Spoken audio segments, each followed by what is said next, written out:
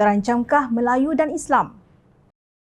Rakyat Malaysia perlu memberi perhatian yang serius terhadap naratif Melayu Islam terancam yang sentiasa dibawa pembangkang sehingga pernah menumbangkan Kerajaan Pakatan Harapan PH pada Februari 2020 dengan tindakan langkah Sheraton.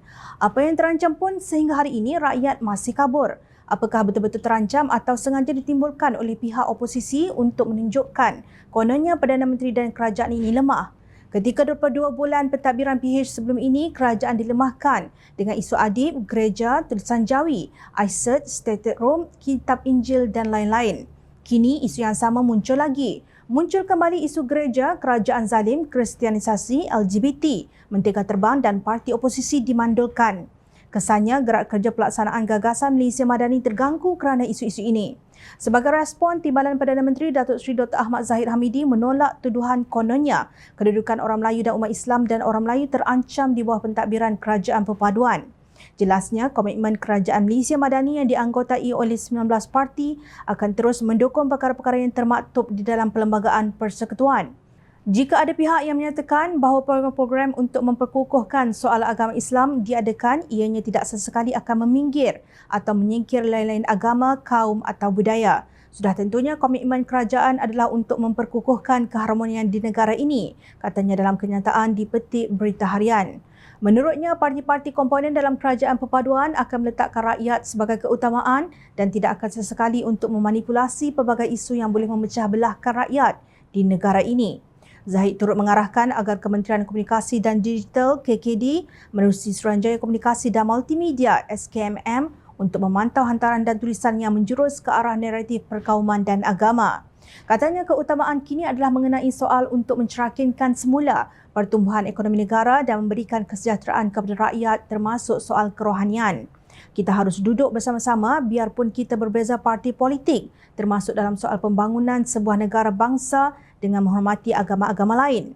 Kita juga boleh berbeza pendapat tetapi kita raikan dengan akhlak yang baik, ujarnya.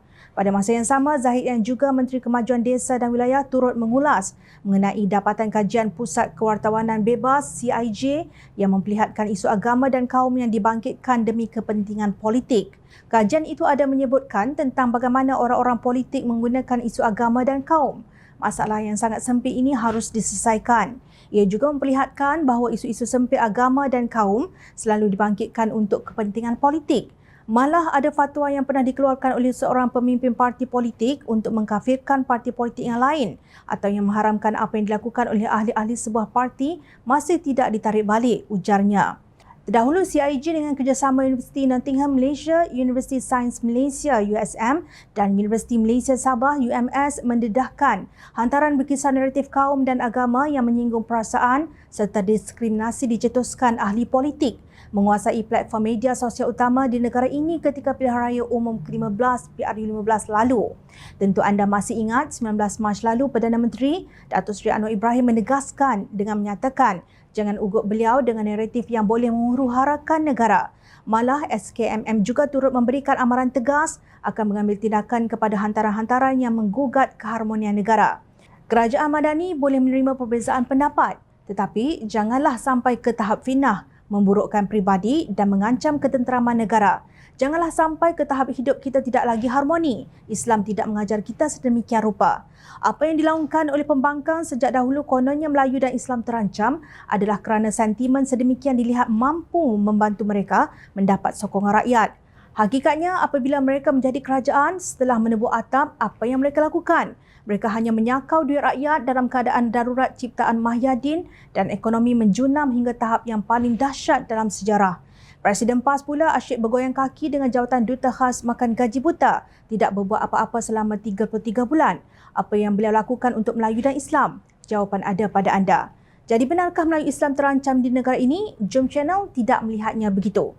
Yang jelas, kitalah yang mengancamnya hanya kerana perbezaan politik.